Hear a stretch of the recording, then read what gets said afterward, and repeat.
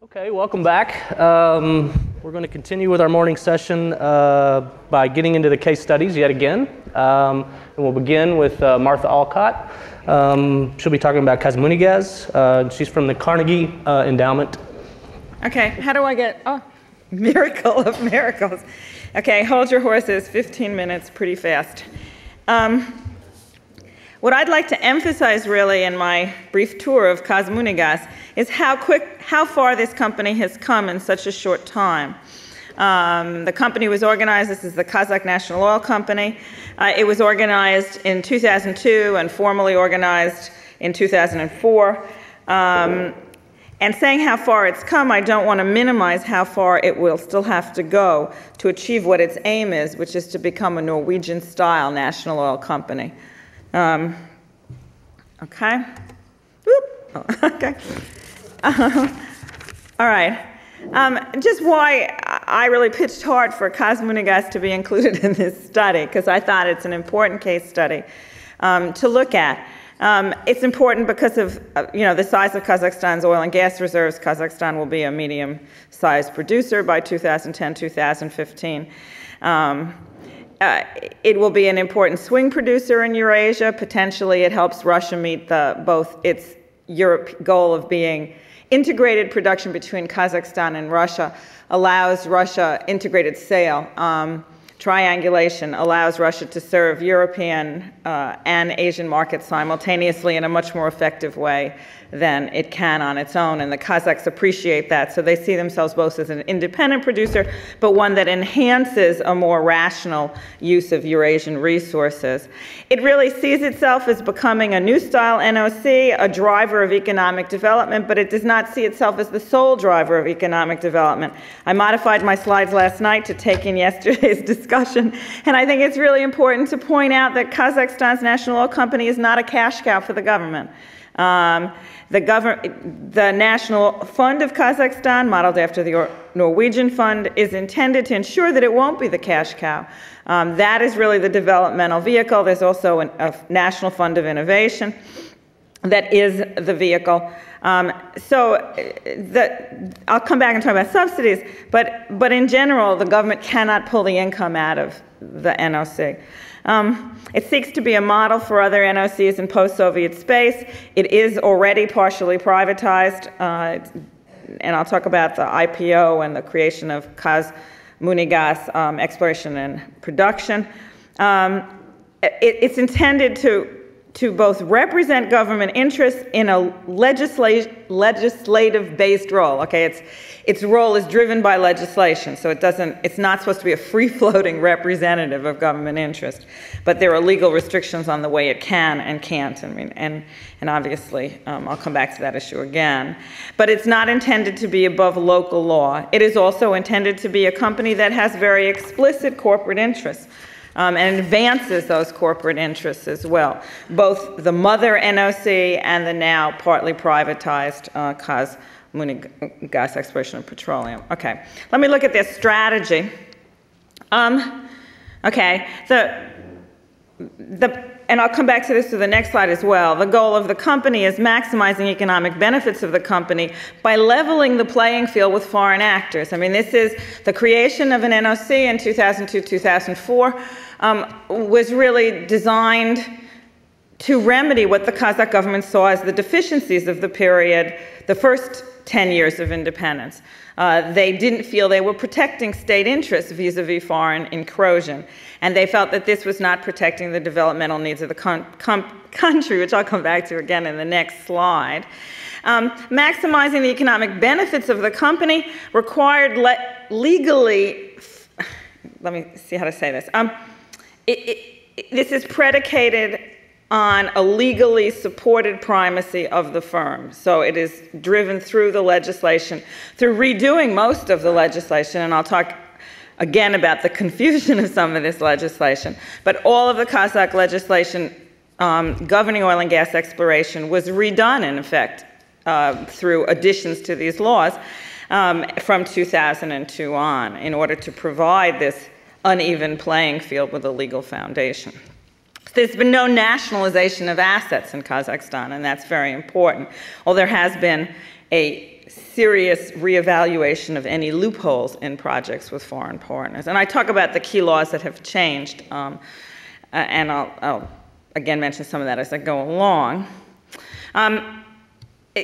One of the major goals has been the increase of the company's value through the division into the division between publicly traded and solely government-held assets.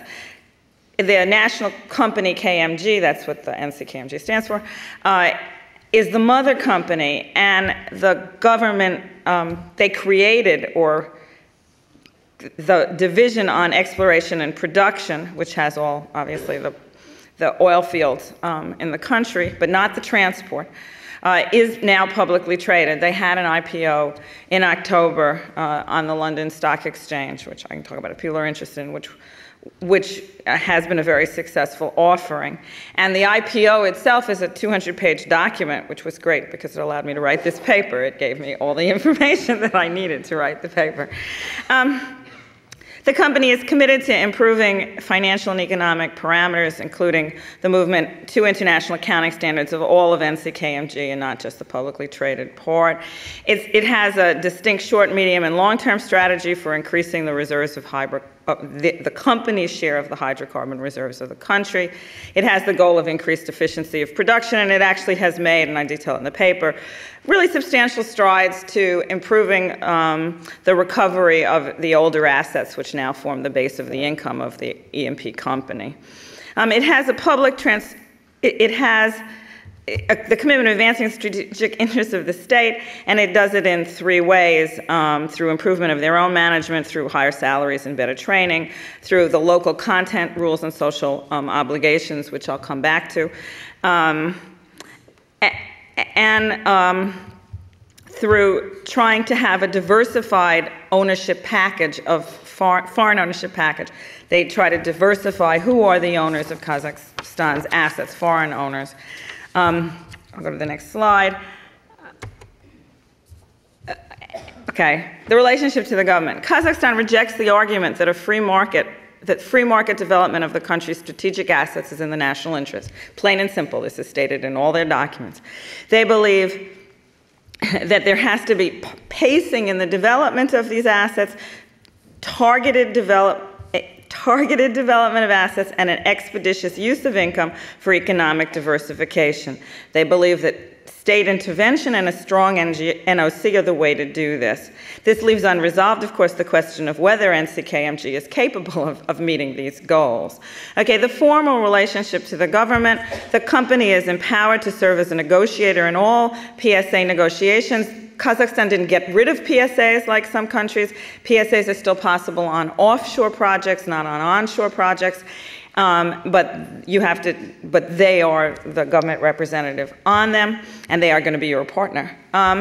They have first refusal of licenses for all onshore reserves, and Kazakh legislation requires that they have the right to have up to 50% share of any strategic project in the country. These relationships are articulated in a complex set of laws and tax codes, some of which are conflicting, some of which are incoherently elaborated. Let me give you, and some of which just get bad publicity. I want to give you two quick examples. The first is the January, I think it's January 7th, 2007, most recent additions to the natural resource law, which got a lot of publicity in the West. I thought I disappeared something. Got a lot of publicity in the West because it was said that it barred any sale of contracts for 2 years. In fact, this piece of legislation bars the transfer of a license in the first 2 years you hold it. So it's designed to stop flipping, and it's designed to stop somebody fronting a purchase for somebody else. And this is part of their goal to have diversified foreign ownership. And the person who was the Minister of Energy made very explicit the fact that there was concern about Chinese partners coming in and having others front for them. Whether this was a real risk or not is not clear, but this is that new piece of legislation. Again, that was a case of bad publicity. A case of inarticulate legislation was the 2004 law, amendment, most of these are done through amendments to legislation, that banned flaring of gas in Kazakhstan on any of associated gas. And that really it took effect virtually immediately, and it led to great confusion, and it slowed the development of some of the major projects. This new law, again, restates the conditions in a somewhat looser fashion, but it speaks to the fact that although this is a legally based relationship now, it can sometimes be unenforceable and sometimes be conflicting. The third point, the company is required to provide certain social services, as are all companies in the country working in strategic sectors, and subsidize fuels. And just under one third of the E&P's production goes to, has to be sold at a 3% profit, no more than 3% over cost. To one of the domestic refineries. And I'm not sure, I'll have to look this up, I suspect that the Petra-Kazakhstan deal provides the same thing, because they too, those fields too, have the same relationship to a refinery where there is this integration. So in general, what is required of KMG is also required of other countries, but the big PSAs for Kashagan or Tengiz never provided for this required sale of subsidized fuel. They do require the same structure of social services, required social services. And they do have to meet the same local content laws, which have also increased quite dramatically since the creation of KMG. The company is now included in something called Samruk, which is the national holding company. What Kazakhstan now has for its strategic resources is a three-tier system. Samruk actually holds the KMG shares, and they vote the KMG shares, and they are now chaired by the former head of BAE. And KMG, in turn, appoints the directors, KMG's directors, 60% of the directors for the exploration and petroleum company. So you have Samruk, KMG, and KMGEP, the publicly traded company. So the government is able to both rationalize its interests and still speak to its concerns. In the E&P structure, there are certain kinds of decisions that the E&P company can't take without support of the independent directors. But any of the major decisions on who the partners for development of a project will be have to have the support of the government-appointed directors. The informal relationship, no problem. The informal relationship is very strong. The major figure in Kazakhstan's oil and gas industry is the son-in-law of President Nazarbayev himself. And he will ensure, he's very young, and he will ensure the continued role of his family, and his family has two sides. His father was himself a powerful person in the country, and his father-in-law is obviously a much more powerful person. Will ensure the lasting role for the Nazarbayev family in the country's in the oil industry. And much of the speculation from people I trust is that he doesn't intend to succeed Nazarbayev as president of the country, or has no particular interest in doing it, that he likes running the oil industry. He's chairman of KMG's board, and he's the vice chairman of the holding company. Let me go to the last, penultimate slide. Corruption. Okay, we can come back and talk about it, and I talk about it at length in the paper. I think there's been a real transition. I don't think that this is the Kazakh oil. The Kazakh oil industry, I think, no longer is a vehicle for the personal enrichment of the ruling family.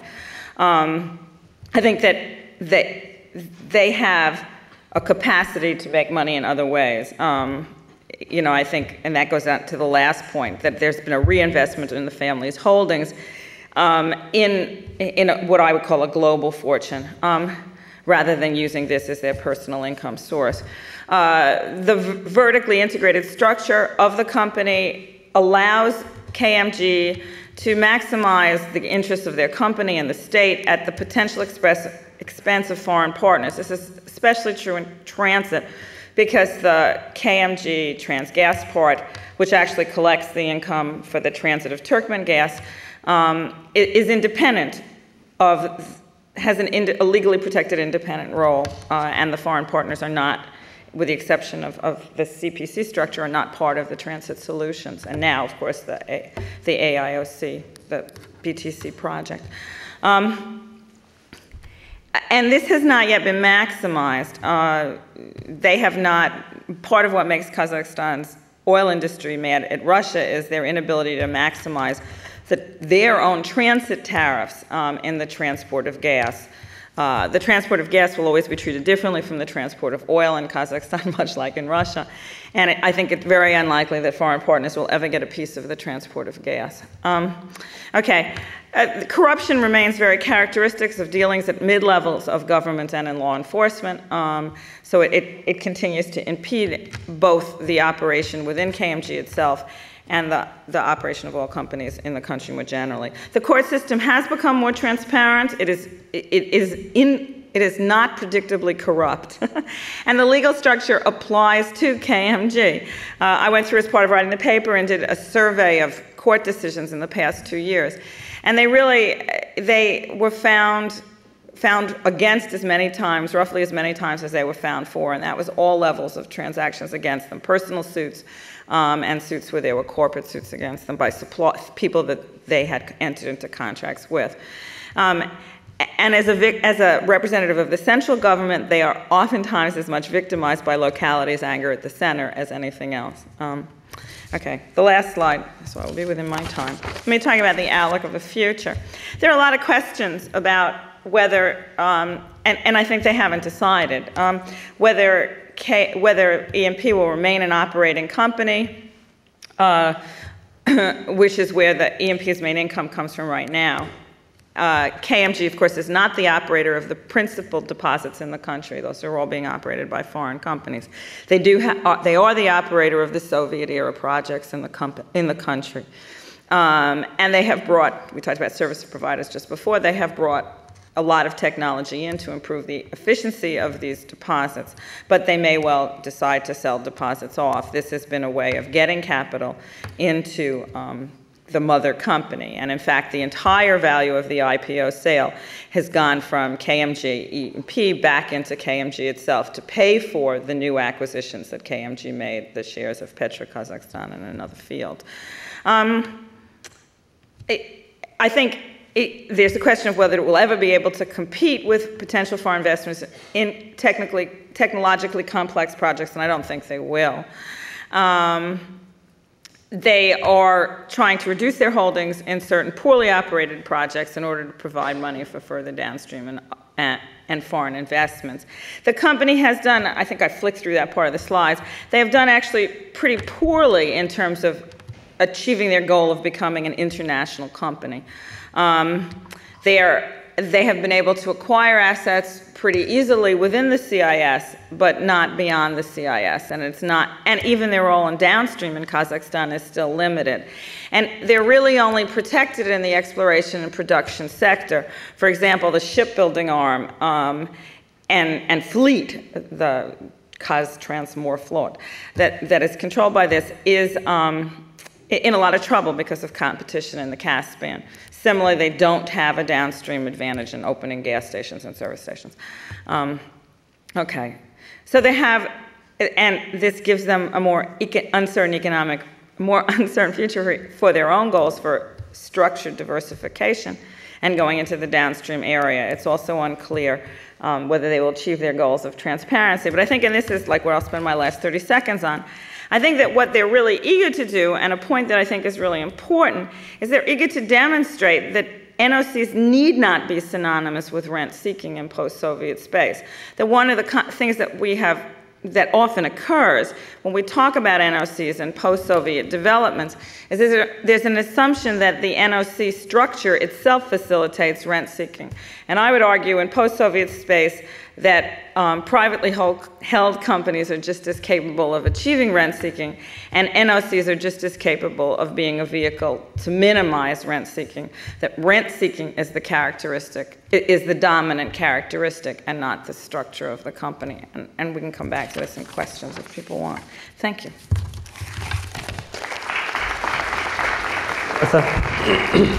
Okay, next up is our own Amy Jaffe, and she's going to discuss Iraq's oil sector.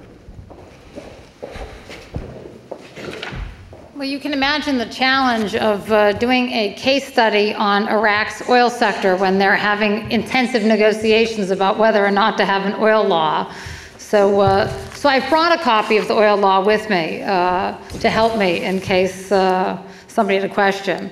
I'm going to focus sort of on the broad politics in Iraq, because the oil law does mention that they're going to have a national oil company, but it's a little bit vague in terms of what that company is going to do. It's definitely going to serve as a holding company over the existing production structure, but it's still not 100% clear whether it's going to be an exclusive national oil company or not.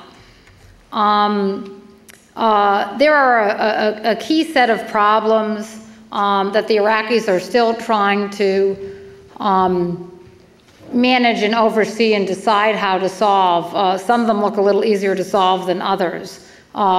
We've heard other talk about the problem of fuel subsidies in some of the other NOCs that were studied. The fuel subsidy problem in Iraq is actually quite severe. The prices are very low.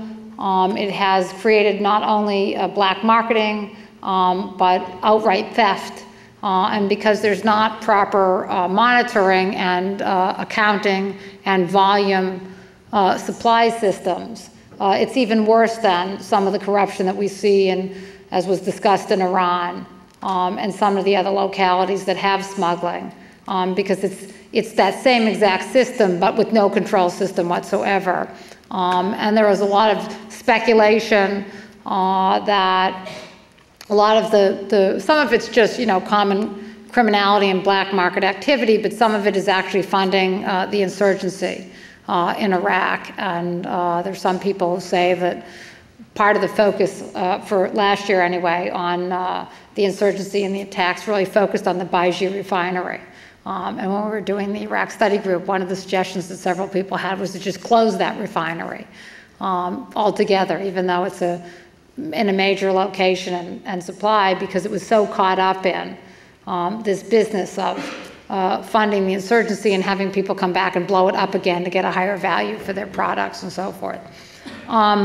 Corruption is now a major problem in the Iraqi oil industry. It's really a tragedy because it was prior to, maybe under Saddam's day, maybe for reasons that are not positive. You definitely didn't want to be a person stealing oil from the family of Saddam Hussein. So it was a very clean industry and very professional industry. And so, again, you have a lot of politicization over these positions. That politicization has led to people wanting to get into key slots. So they can get involved in the black market and the theft. The estimates on how much oil, forget the petroleum products, the estimates for how much crude oil is currently being stolen in Iraq, and part of that is just, somebody coming with a shovel and tapping into the pipeline and draining some oil off and putting it in a truck and driving across the border. Some of it's more systematic. The estimates range between 200,000 barrels a day to 500,000 barrels a day being siphoned off. So it's a lot of problems, even with people who have come in to make initiatives to put better metering in or fix the metering at the Basra export terminal. There are political factions who are profiting from the lack of meters, and so it's very hard to, even if they get ordered, it's very hard to go from point A to point B to have them installed. This whole question about who's in charge of what, who gets the revenues, and how is that going to be settled? I think they've made a good first step here with the petroleum law to try to work that out, and I'll go into that later in the presentation. That the petroleum law also tries to address this whole question of how will the state, the federal government control oil investment contracting terms? And then talk about some of their other problems, which I won't go into too much length because we only have 15 minutes, which is security issues, I think are obvious. There's a tremendous need now for capacity building on the human relations side, even though there was a very professional industry originally built up in Iraq. You have two things that have happened, or three things that have happened. One is that there's a graying of the industry there. So you have a younger generation of people in the industry that weren't sent abroad to study technology and other new procedures, and so, but the older generation, a lot of them, given the conflict and instability in Iraq, have retired or are going to retire, and so there's this lack of professionally trained people behind the group that's stepping down. Second thing is there's been a lot of intimidation, and maybe ethnic cleansing is too strong a word, but sort of politically motivated or sectarian motivation in clearing people out of the oil ministry and out of key jobs because they were not from the right sectarian background. And so that's damaged the industry. And then there's just been outright intimidation. In other words, I'm a professional, I want to do things properly. I'm trying to install a meter. They tell me they're going to shoot my son-in-law, and so I have to step down and leave the country. So I've had a huge brain drain in the industry that's going to be hard to repair and build back up. And then I think, given my description of the corruption issues, clearly there's a challenge of transparency and governance. Iraq has had a very checkered modern history in terms of its ability to monetize its reserves. It has probably some of the most promising geology in the world, maybe second only to Saudi Arabia. And because we haven't fully drilled the country, we don't even know if they're second to Saudi Arabia. So, but because of wars and other things, and you can, imagine your I don't know what happened to my slide because I used to have boxes here, but you look at Saddam Hussein took over in '79. He attacked Iran in '81. You can see the impact that had. Then he invaded Kuwait in '91. And then you have the current conflict situation starting in 2003, and you can see the impact that's had on the country's ability to consistently produce oil. This is a very important slide. If I did nothing else but show this slide, I could make a one-slide presentation about the oil sector of Iraq by just showing this picture. So what we did here, it's a little inexact because there are a lot of areas where you have different sectarian groups in the same area, and this slide a little bit oversimplifies that. But we wanted to give you just a view of the fact that the oil is not equally distributed, right? So the most prolific fields, I don't have a pointer, but if you look down in the yellow, which are the predominantly Shia areas, you can see that those orange markings are really the largest oil fields in Iraq. Those are the biggest fields, the ones with the most potential. You've got Majnoon and some of the other really giant fields are all controlled in the south by Shia groups. And prior to there being some better orderly structure that the oil law now provides, what you had was different clerical leaders like the Al-Hakim family and other groups saying, this oil field is in my territory, so we are going to go out and sign a deal for this field. When it wasn't even the so-called provincial government. Oh, great. So, that I think that's still, it looks like some of that is getting resolved. Here are the fields I'm talking about.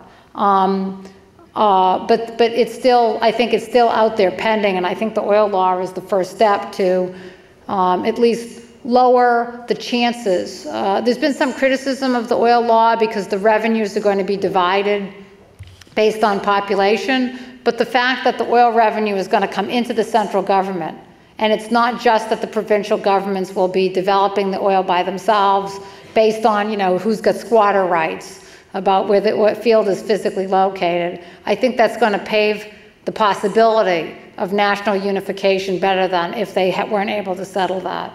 And then you can see the Kurdish areas, have some traditionally producing fields. Those are not as considered quite as prolific as the fields in the south. And there have been some news reports. There is a field up here near the Syrian border called Akka. And some of the news reports say that that's a traditionally Sunni area, and that the estimate on Akka through a new survey was increased, and they're thinking it's a much bigger field than they originally believed.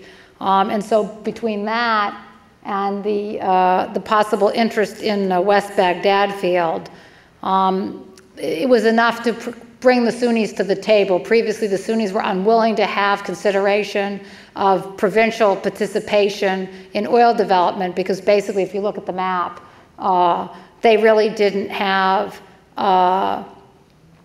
too many areas, as you see on the map, there weren't too many areas that were prolific that are in the blue. And so they felt like the oil revenue was just going to be siphoned off to other parts of the country and they'd be left out. And the interesting thing, I think, will be with these western desert blocks. People say there's a lot, some people are now speculating there's a lot of natural gas and not as much oil.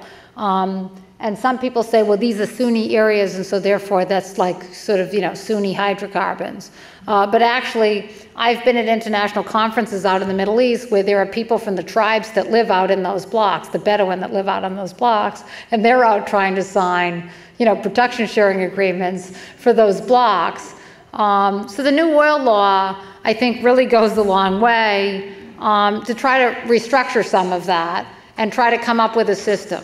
So, so the system is that INOC will be reconstituted. There will be the creation of a high federal oil and gas council.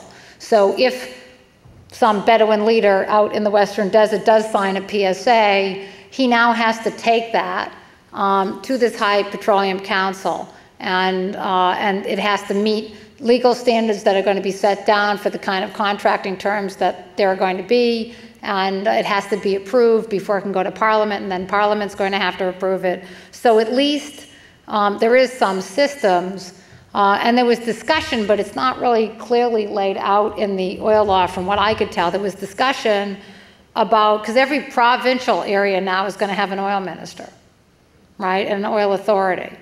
And so the question is, who else? Can that guy go and negotiate a deal by himself? And the oil law seems to provide that he can. But there was discussion that they were going to make him take somebody from the oil ministry with him or somebody from the finance ministry and not let these provincial governments just go out and do their own contracts. So the oil law is still, I think leaves open the possibility that these individual provinces can go out and sign their own deals and then bring it to the High Petroleum Council. But I think there was some discussion inside Iraq about whether or not, people got to go along. Did the oil ministry get to come along when the deal starts to look ripe? And I can't find it in the oil law, but maybe it's there, because I know there was an agreement among all the political parties.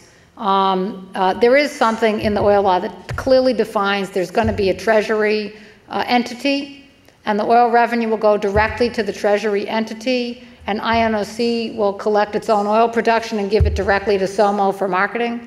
And then SOMO is going to give the money into this treasury entity. And there is apparently some revenue sharing concept that the money will be redistributed back to the provinces on the basis of headcount. Again, sounds great and a very good solution. Again, a good, fair national reunification type compromise. The question is, there hasn't been a census in Iraq. So the implementation of how each province defines how many people it has for sharing this revenue could be a little bit problematic down the road, just in terms of implementation. Seems like a place where the United States could provide some assistance. In thinking about how INOC will be structured, because the petroleum law does define some of the activities that it will be in charge of, and it involves many of these companies. It'll definitely be in charge of pipelines and downstream. And so just to give you an idea of how many human beings and what kind of entities currently exist that were being overseen by the oil ministry, this is sort of a list of the companies. Again, it's a little unclear if the South Oil Company is going to be run by the INOC or whether the South Oil Company is going to be run with provincial authorities and then they have to interact with INOC. The previous system, of course, there was a Ministry of Oil, and that was above all of these companies. The Ministry of Oil now is going to be shifted more to a regulatory role, setting absolute national policies and having a technical committee that represents all the provincial authorities as well, that are going to set the legal terms for what kind of contracts can and can't be developed for foreign investment. So the actual policy of whether it's PSA or JV or what kinds of buybacks, whatever kind of contracts it's going to be set by a technical committee that will sit in the oil ministry, but have representatives from the provincial level government as well. And then I mentioned the fuel subsidy problem. This is something that I don't think they've moved clearly yet in terms of how to resolve that. There is a big push. This is their own chart coming from Iraq for where they think the internal products demand in the country is going to go. There's some discussion that maybe demand is going to rise by 10% a year, which is pretty strong for the region. And so they're trying to have they've laid out an expansion plan for most of the major refineries. Again, unclear if, given the security issue at the refineries, whether that plan will actually be able to be implemented.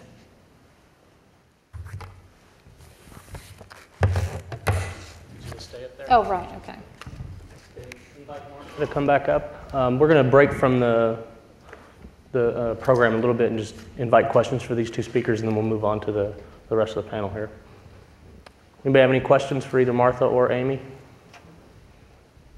Amy, a couple of years ago, we understood that something on the order of 2 billion cubic feet a day of gas was being either vented or flared in Iraq. Has there been any progress on that front? Well, the very interesting development is that the new petroleum law specifically says that they want to have no flaring from existing production, and that the development of non-associated gas will have to have a development plan and contracting and so forth. But they have basically stipulated down that they want to avoid flaring. And so I think that is going to be an interesting development to see how the gas gets integrated into the domestic market, and whether or not, how easy that is to accomplish.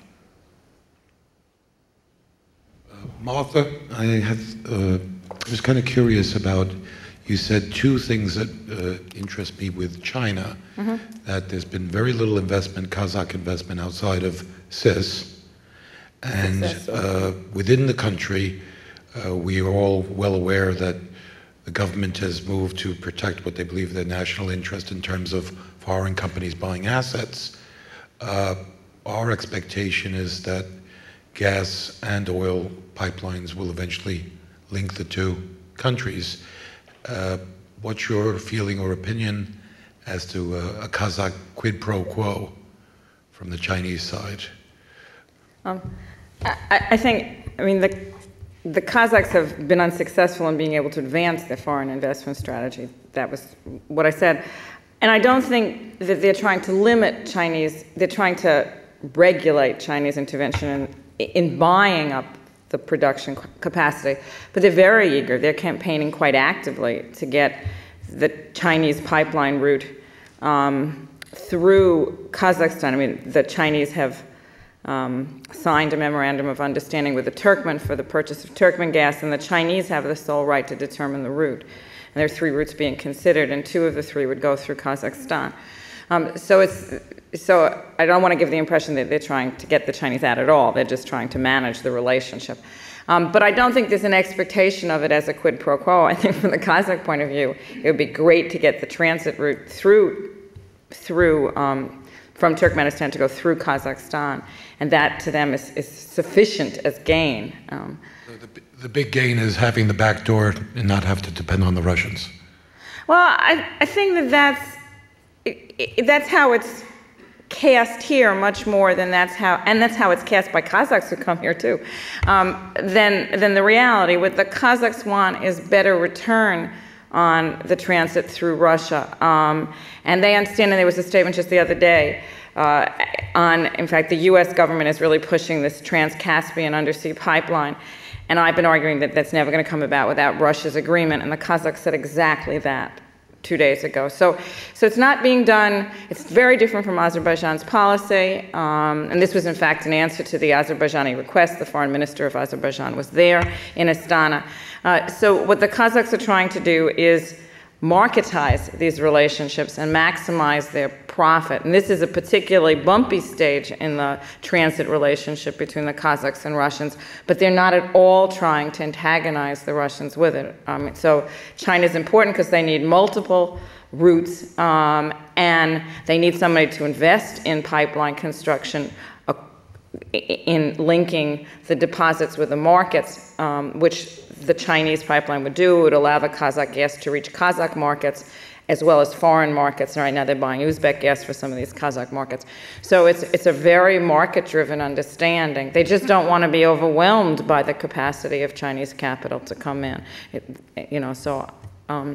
Their policy is really it's articulate, market-driven, it's state-managed, market-driven politics. And whether they can continue to see it through, whether they can bring in enough people that are qualified is the big question. Any other questions?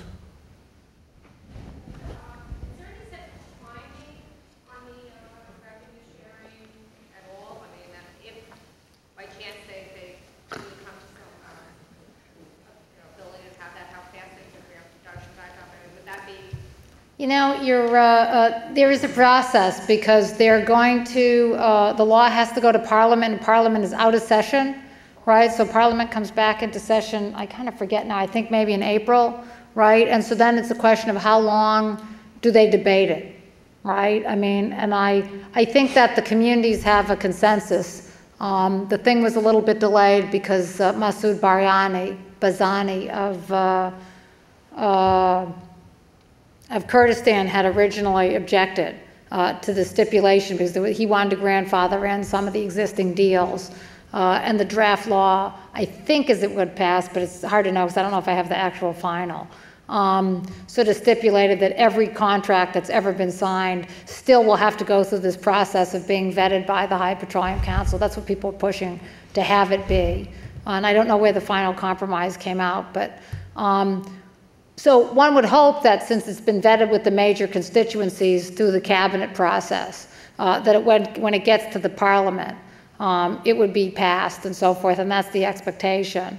But there has been a lot of negative press on Al Jazeera and other networks around the Middle East about how the High Petroleum Council can have a foreign advisor on it. Doesn't have to be someone from Iraq. That's gotten a lot of flack, saying that the major oil companies are going to stick their people on there and then approve their own contracts.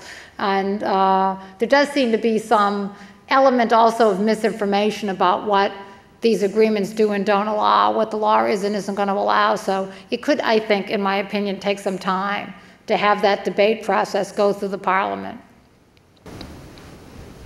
Amy, as you know, North Kuwait project is being long due to be awarded to the consortium of IOC. And you know there always been a conflict between Kuwait and Iraq on the reserve.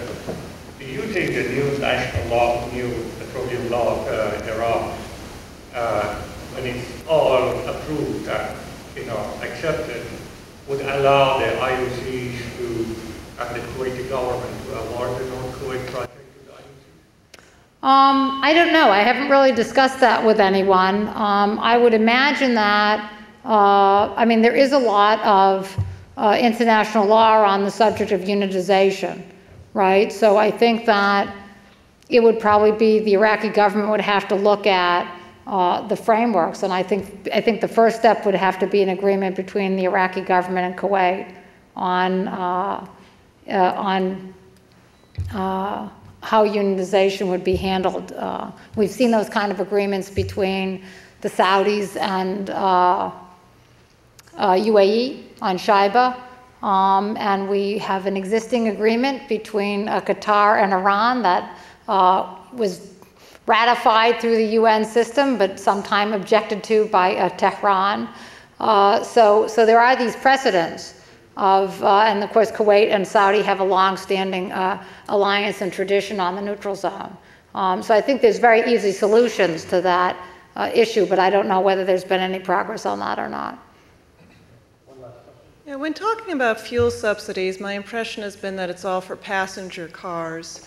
When you talk about fuel subsidies, is it ever oil as a feedstock to power plants or to the trucking industry or to airline industries? Or is fuel subsidies in terms of NOCs always just for consumers and passenger cars? No, actually, and I think I mentioned that a little bit in the broad overview presentation. In the case of Iraq, it's a little bit ironic. There are a lot of professional people who have to drive and move goods because the security is so dangerous in Iraq. And the militias, of course, use a lot of fuel.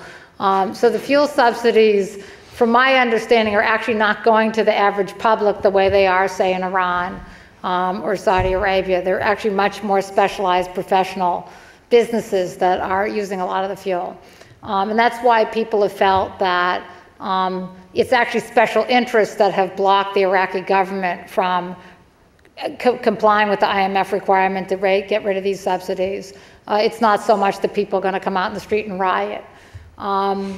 In the case of some of the other countries, I don't know where I think I had a slide in Iraq, there are some products that are also subsidized that are feedstocks that go into manufacturing and other businesses. In Saudi Arabia, that's certainly true.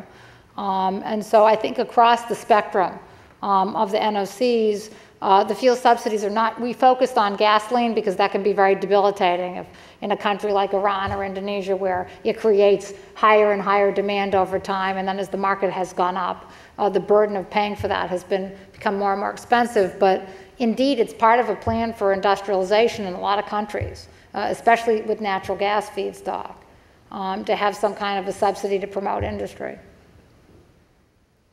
Thank you.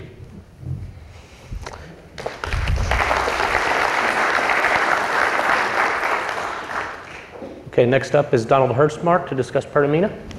Thank you, Ken.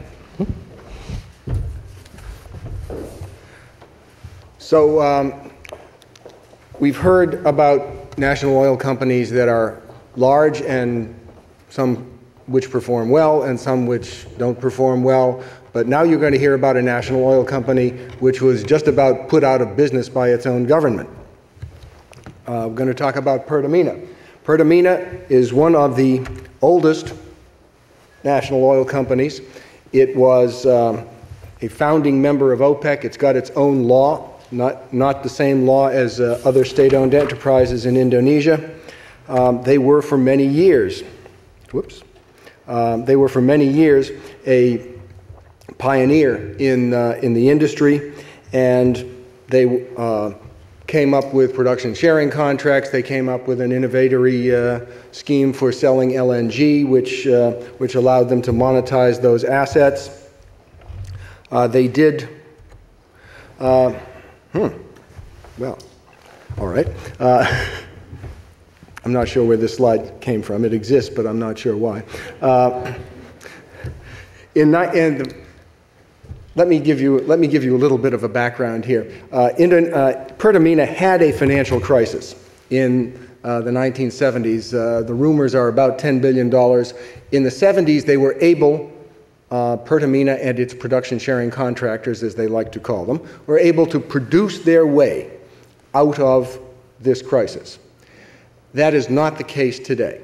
And in 1997, when the financial crisis hit, by this time, oil production was already down substantially from its peak of 1.6 million barrels a day. Gas production was on the edge of starting to decline.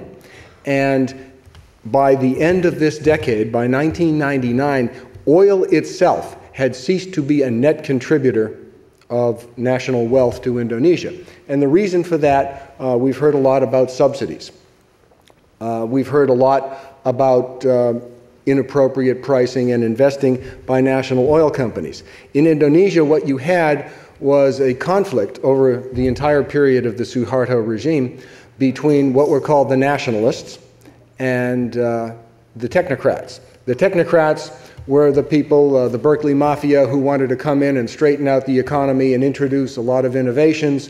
They were the people that David talked about yesterday at PDVSA, who basically ran the company well, but disconnected it from the country.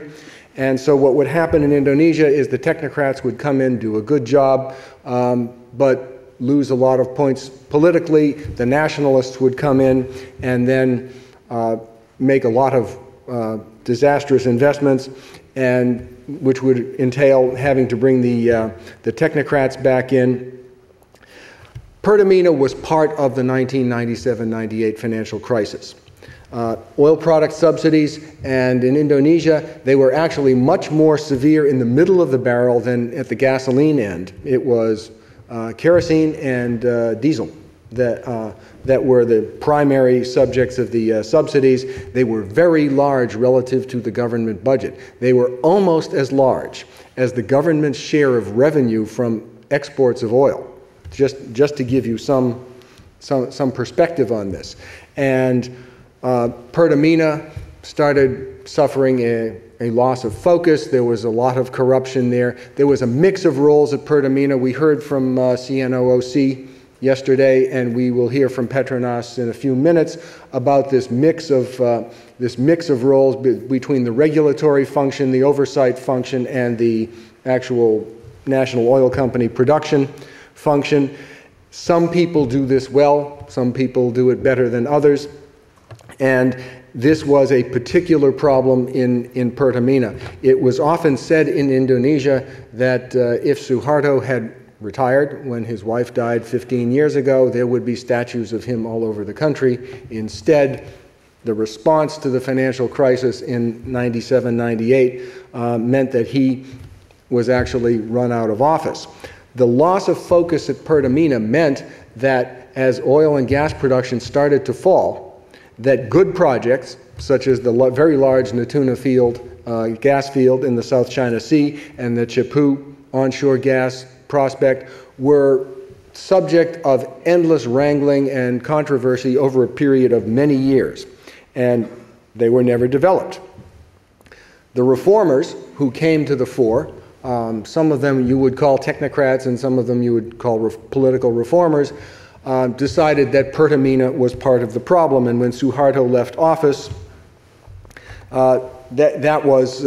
it was clear that something big was going to change. The marriage between Pertamina and the Indonesian government really ended with the oil and gas law of 2001.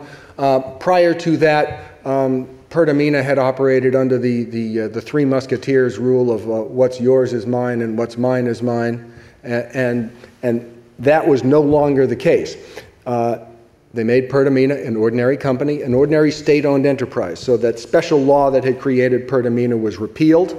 The governmental roles that Pertamina had undertaken were now going to be done by other people. They were going to set up special upstream and downstream supervisory agencies.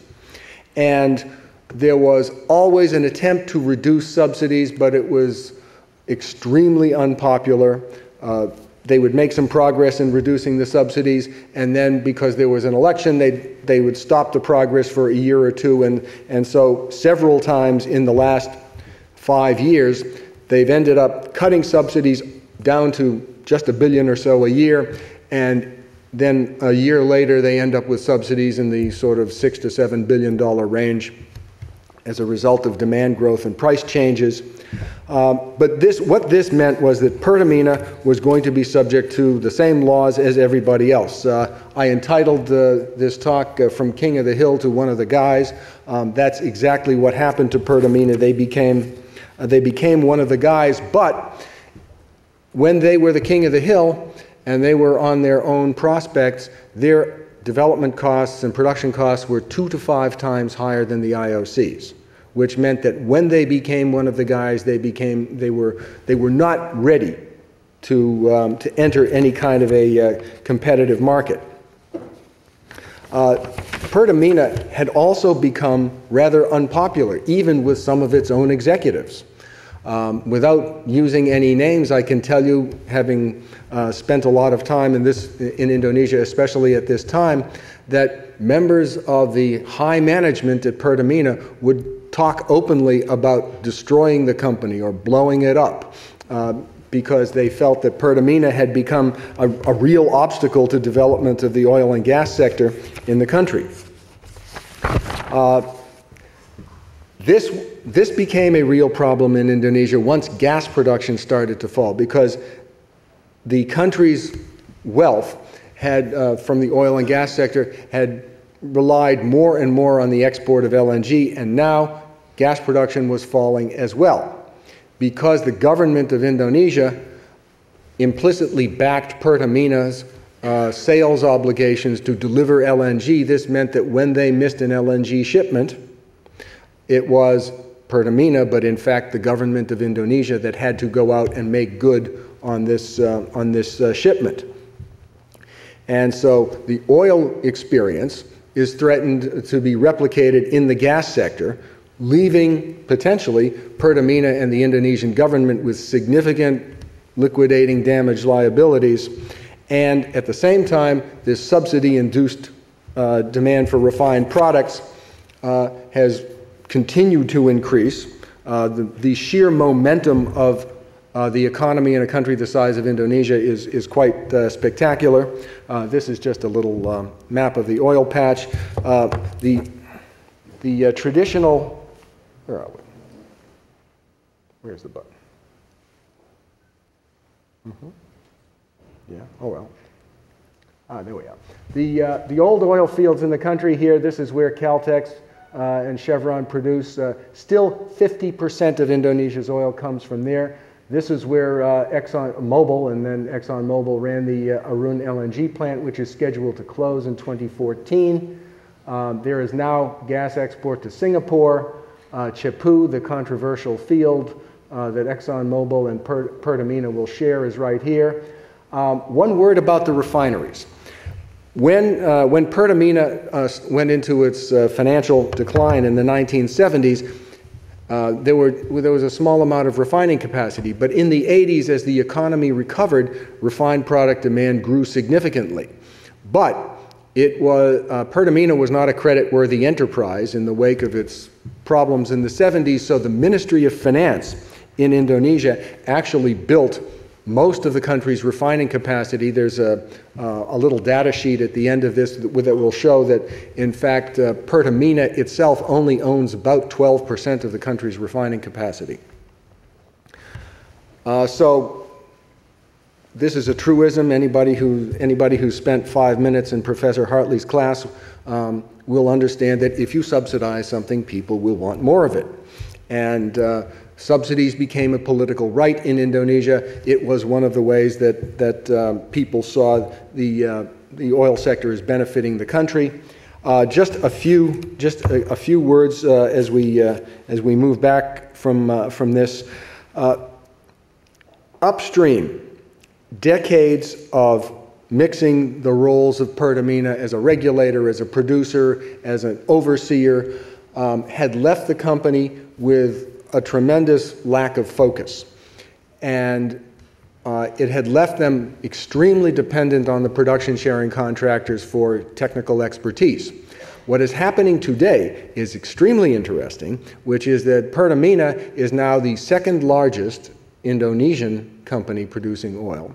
There is another private Indonesian company that is larger. By next year, there will probably be another private Indonesian company that is also larger than Pertamina. Pertamina on its own is responsible for about 5% of Indonesia's production. So what this means in the sense of privatizing Pertamina is that it is being, in effect, privatized. Its staff, some of its good prospects, and a lot of the financial backing are now going to these private companies, private Indonesian companies, which are better able to exploit some of these smaller opportunities than Pertamina can. Downstream, they continue to have a problem because Pertamina doesn't own it operates all the refineries, but only owns, as I said, 12% of the capacity. This is a legal and institutional issue the government of Indonesia will have to resolve once and for all. Who is going to get these refineries? The Cilacap refinery down on the southern end of the southern side of Java is quite a valuable industrial asset, And these are some of the things that I wanted to convey. And now by the way, just so you understand, when Petronas was formed, they consciously copied Pertamina because they liked the role, what Pertamina did and how they did it, and maybe back in the early 70s that was right. By the time Pertamina's restructuring rolled around a few years ago, Pertamina executives were saying, well, what we would really like to do is to be more like Petronas. And with that, I turn it over to Al Troner.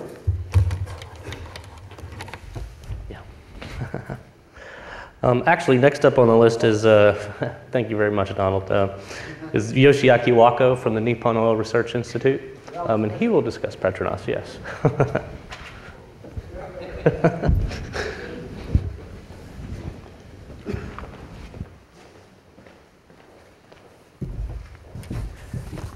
So good morning again. Many of you are not aware of this, but today is Texas Independence Day. And I have to say this, I'm very delighted to be here on this Texas Independence Day. The Petronas' historical and structural aspects should be covered by Professor Meden and Mr. Turona after me. So in my presentation, I'd like to highly focus on the secrets of Petronas' success following Mr. Hartzmark. By clarifying what kind of advantage can bring current success to Petronas, especially in comparison with Pertamina, just reported by Mr. Hartzmark. According to the latest PIW Top 50, Petronas' oil and gas reserves are 25.2 billion barrel oil equivalent. ExxonMobil has 22.4, BP has 17.6, and Shell has only 12 billion BOE. Petronas overtakes super majors such as ExxonMobil, BP, and Shell in reserves. Petronas has much more reserves to drill in the future than super majors do.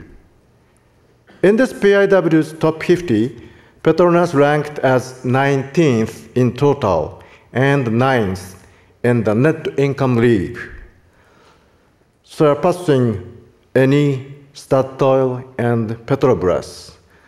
Petronas is a rather profitable company, not in the category of NOCs, but in terms of international oil companies.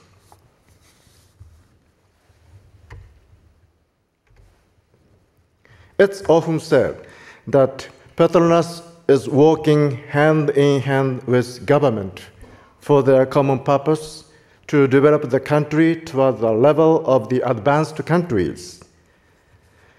Their relationship might be easier to understand if you think the government is CEO, Chief Executive Officer, and Petronas is COO, Chief Operating Officer, likening it to the management of a company.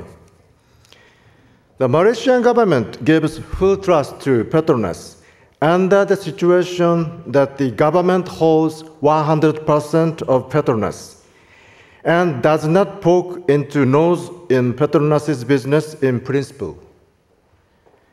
It is the government that formulates and implements energy policies, including oil and gas. Petronas is not involved in policy-making process. Petronas can decide its business freely within the range of the admitted budget as long as any political issues don't lie. Large-scale development and world-class investments are also treated in the same manner. Petronas' budget is drawn up by itself, reported to Prime Minister, and concluded with a final approval from Prime Minister. In that sense, Petronas' budget is decided by itself, subject to Prime Minister's approval.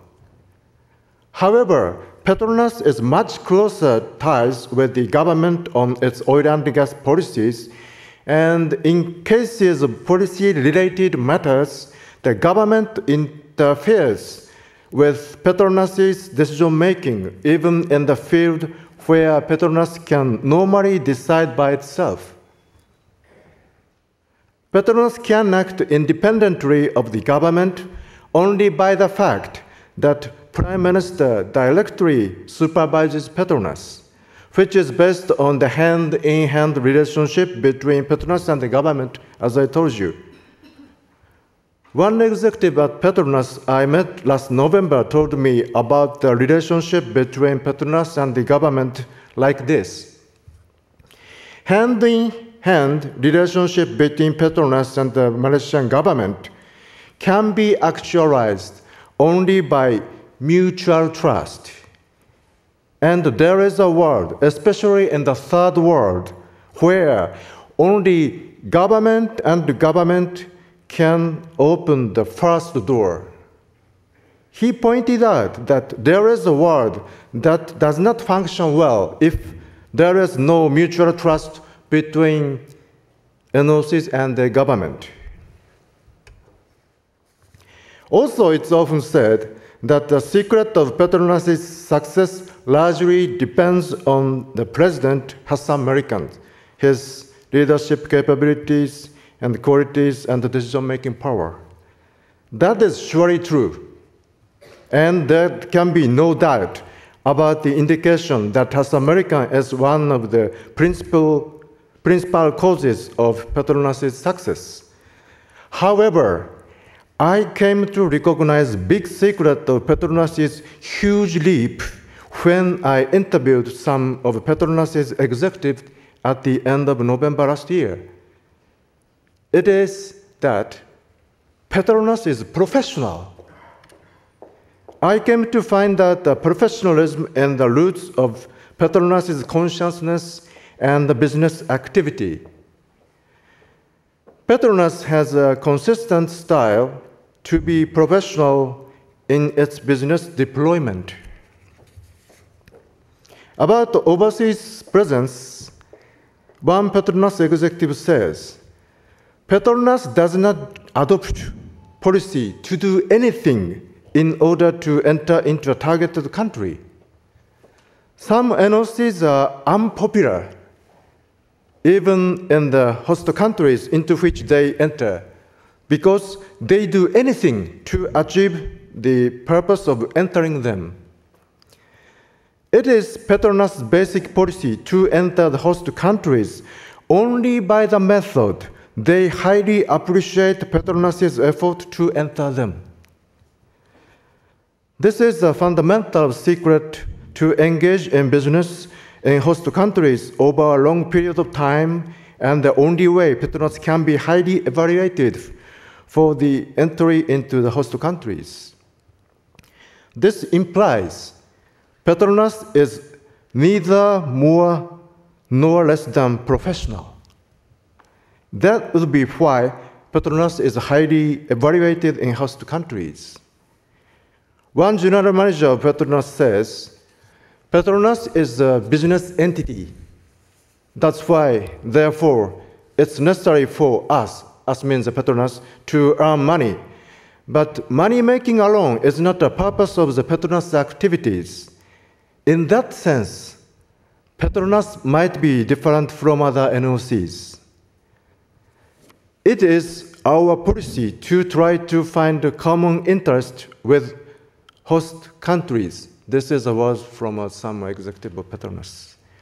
In most cases, it's difficult to acquire accurate and exhaustive financial data of NOCs, but Petronas has a reputation for providing highly reliable data. Petronas has an ulterior strategy behind this.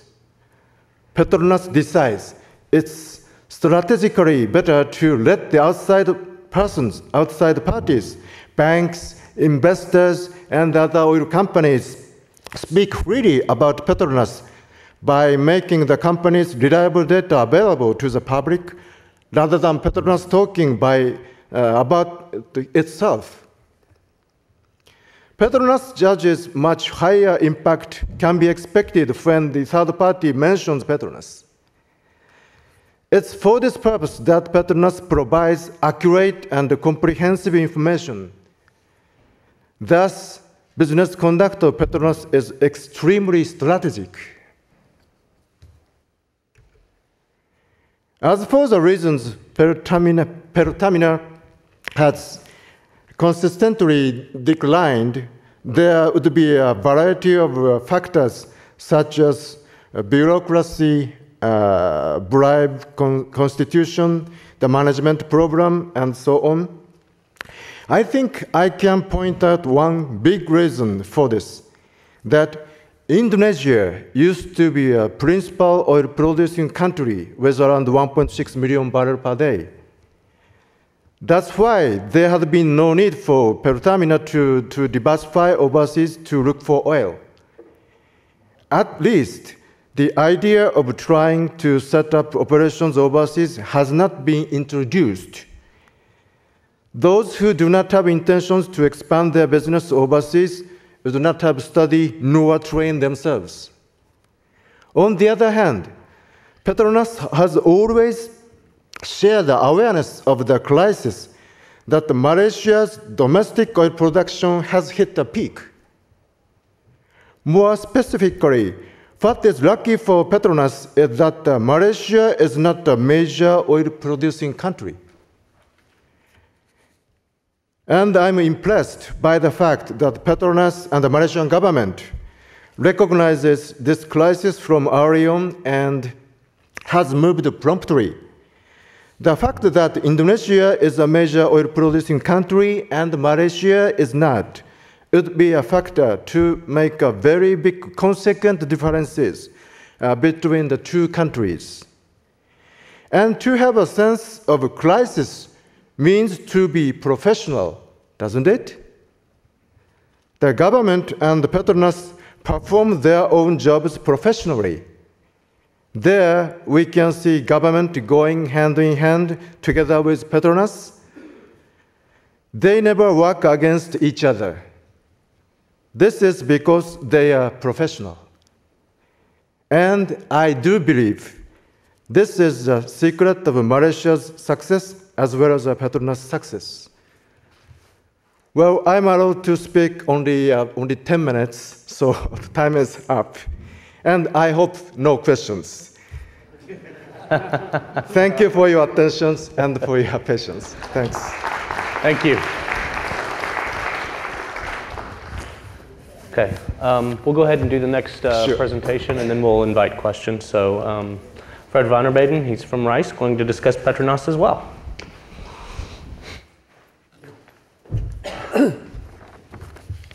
Thank you.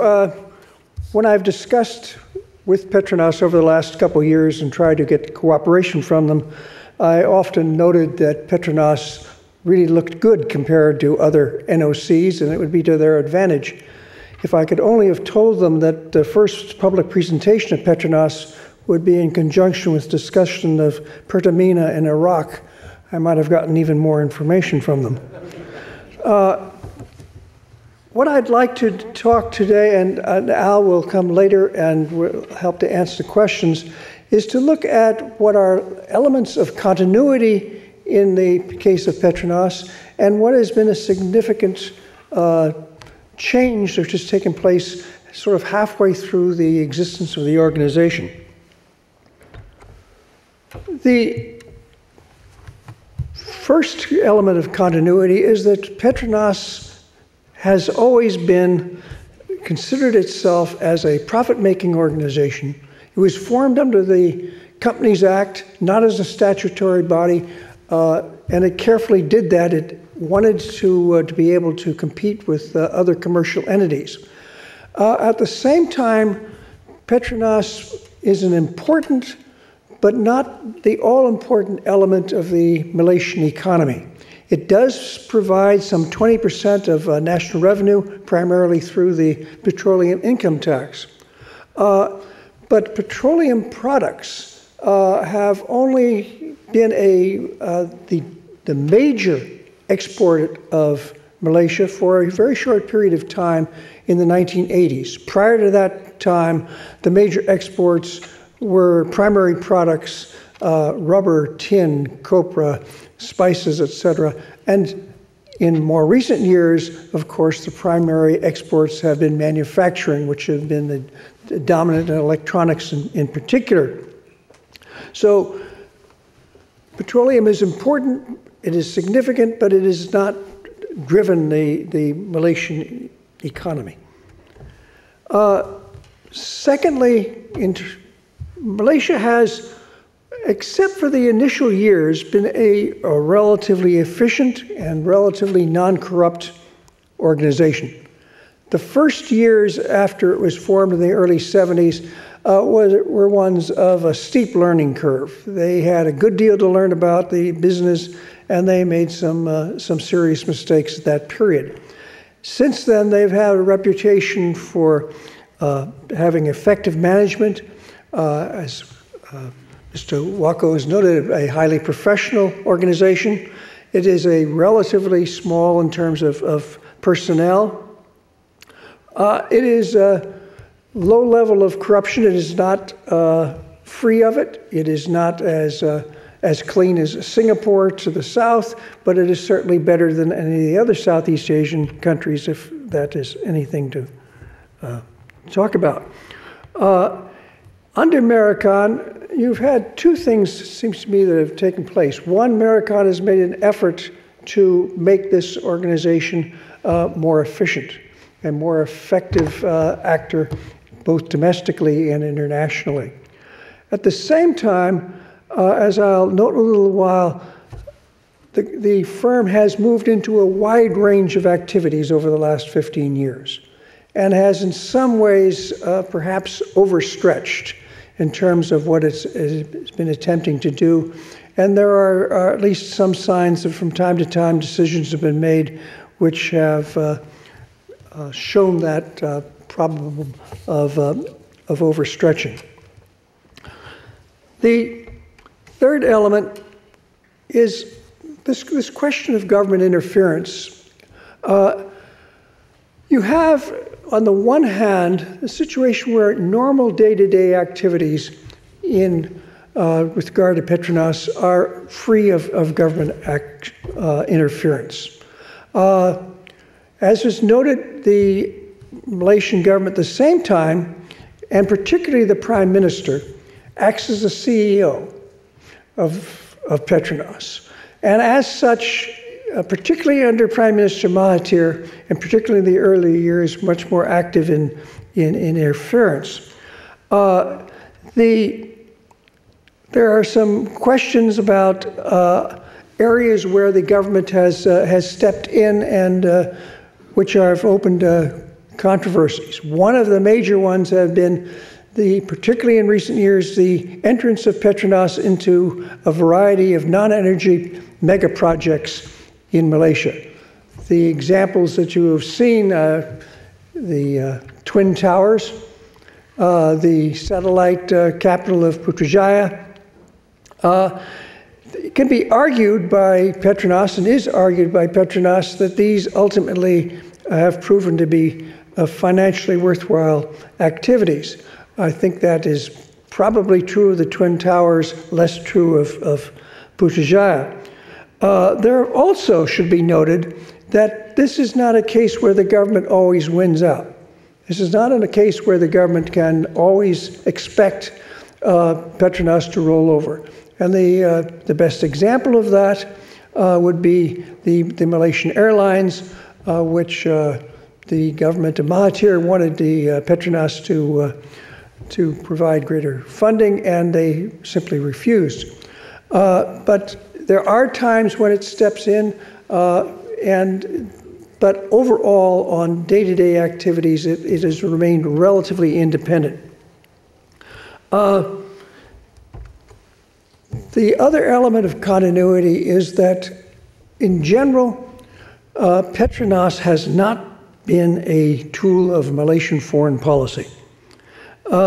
Sometimes it is viewed by that from the outside. There are those who have argued that, particularly under former Prime Minister Mahathir, that Petronas went into areas like Myanmar, the Sudan, Vietnam as a way of thumbing their nose at the United States. It is also argued that it has gone into some countries as a supporter of Islamic causes and is given, again, Mahathir's interest in that area. Support of these perceptions can perhaps be seen by Mahathir's desire to place Malaysia on the world stage, and Petronas was a way of doing that. Malaysia has also really had some little pride in the fact that it has been involved in working with other Muslim countries and aiding them. And it has a sort of Malaysian white man's burden view of prosper thy neighbor, it's called, which I think is more of a flak job than anything else, but which is an effort to talk about we do these things for those who should be brought forward and helped. However, evidence really does not support that on particular projects, Malaysia moves in for these reasons. It moves in for economic reasons. That's what it's after. It is, if other things coincide, that's nice. But this is not what the dominant interest. So you have these elements of continuity. At the same time, you've had a major transformation. This next slide has a mistake in the first part here. It's what the transformation is not from downstream, it's from upstream. If you look at basically the first half of Petronas's existence, it was primarily involved in upstream operations with some minor downstream activity. It was also a period when it got into the LNG business. It was domestic in its interests. It was not international in its interests. And it was, as I said, at that time going through this learning curve of trying to understand the oil business itself. Since 1991, the company has gone through a series of major changes and has transformed itself in many ways. And let me just note three of the major ones. The one that you noted in discussion yesterday with some of those slides, Petronas has gone abroad. Petronas is very active across Asia, Africa, into Europe. It is involved in at least 35 countries with a primary interest in its own mind in Africa, but elsewhere. It is an oil and gas exploration in 26 countries, has 59 ventures in these different areas. It is involved in upstream and downstream.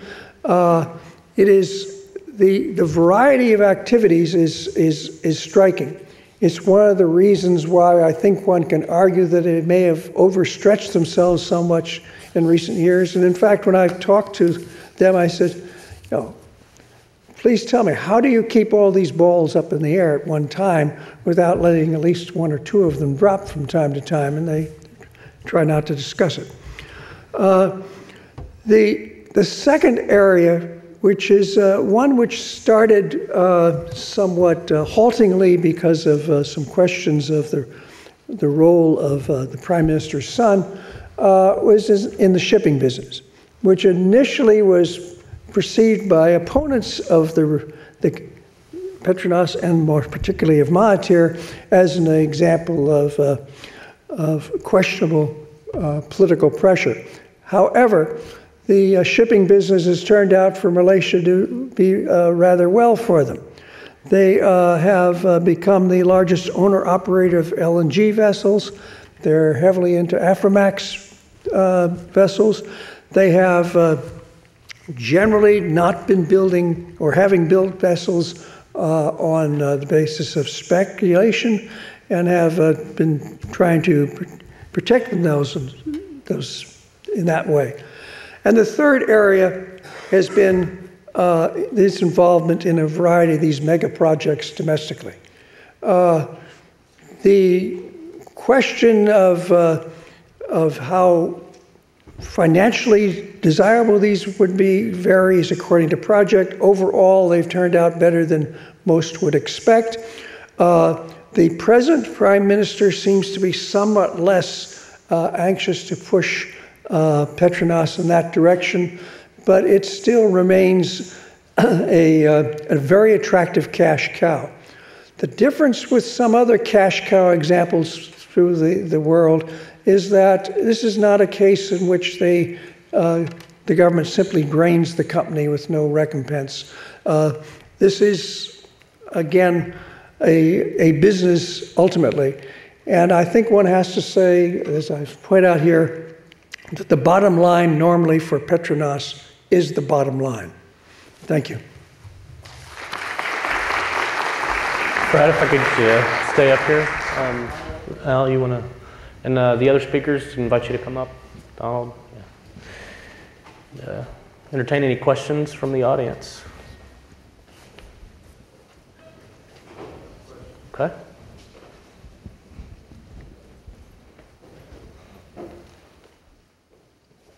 This may display my ignorance, but it seems to me the Indonesians and the Malaysians have some similarities culturally and what have you, but they developed their two companies somewhat differently with different cultural imperatives and the people within them and the way the government's set up. Can you give us any explanation as to how that came about, and are there any clues or guidance that other countries might take from that? I'm a political scientist. Let me answer in those terms. If you look at the bureaucracy and the civil service of Indonesia, from the beginning of independence, it was lacking in experience, it was lacking in capability, it was corrupt.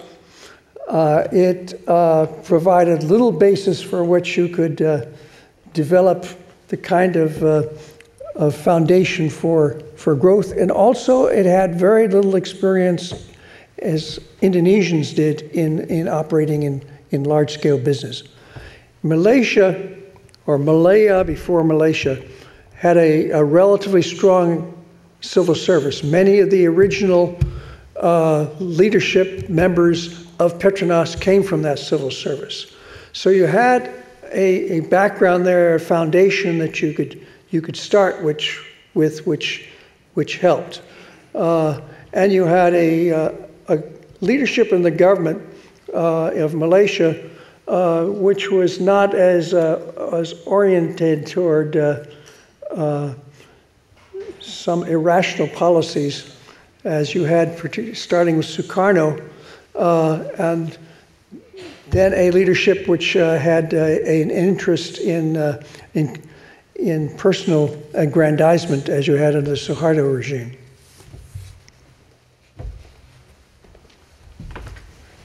Since you talked about Indonesia, I'm going to talk about Malaysia.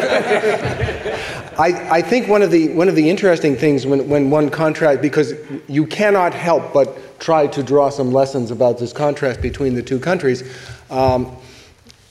Suharto, when he was president of Indonesia, basically never said anything. He hated public speaking. Mahathir had never seen a microphone that he wanted to walk away from. Mahathir said all kinds of things, lots of them really silly, but Mahathir never did silly things. And so I think if you look at the record, and really that was his, to talk about, I remember being quite struck when the first time I visited Malaysia after their initial oil boom. One of the things they had done was to provide clean drinking water all over the country, which is one of these things, going back to what David talked about yesterday, a real sign that the government is interested. I think in Indonesia, as Fred said, they were more given to certain extremes of behavior, and there was more of a sense that especially given governmental instability, that you probably ought to grab what you can now. And once you have that mentality, you don't build a real national oil company, you build a cash-generating machine. Let me throw my 2 bits in for whatever it's worth. Looking at both countries. First of all, just think, when did they begin to become major oil exporters? And you have part of the answer. Both countries have a long history of oil, but Pertamina started to truly pump a lot of oil in the 50s and the 60s. Okay? Malaysia made its first truly large find in the early 70s, and then Petronas was created in the mid-70s. Malaysia has always had the fear, pardon me, Ugo, of becoming the Nigeria of the East. Okay? And they saw how Pertamina and its ancestor companies and how the administration in Indonesia wasted so much money over so many years that this, and I would agree with Fred, plus the heritage of a British civil service, basically tried to keep them from the worst excesses of their neighbor. And I think that is the key difference between the two.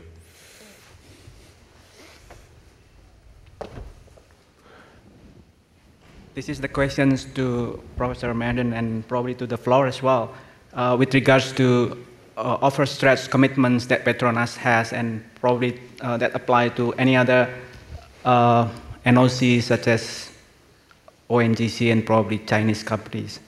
How serious do you think the issues of overstretching commitments to Petronas and to any other NOCs in terms of their financial capability to raise the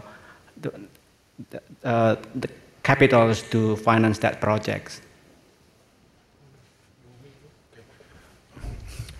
I could answer for our joint paper. Basically, Petronas was extraordinarily successful in pioneering Yankee bonds, starting in the late 80s, early 90s. And in some ways, it was almost a reverse of the idea of sovereign guarantee, that a government gives sovereign guarantee to a state company. Malaysia's credit actually improved on the basis that Petronas always performed. And they created the market for the government to later borrow money. On Pertamina? Well, Pertamina was financed out of an allocation from the Ministry of, from the government budget. And remember, Pertamina was itself not an important producer or investor in the energy sector. And because when they overstretched outside the oil industry. That was real estate, airlines, golf courses, you name it, some of which they still own. And so that was really a very different picture for Pertamina, whereas and Pertamina was not able after the 75 meltdown to go to capital markets, and that was why the government ended up building the refineries. Any other questions? Okay, thank you.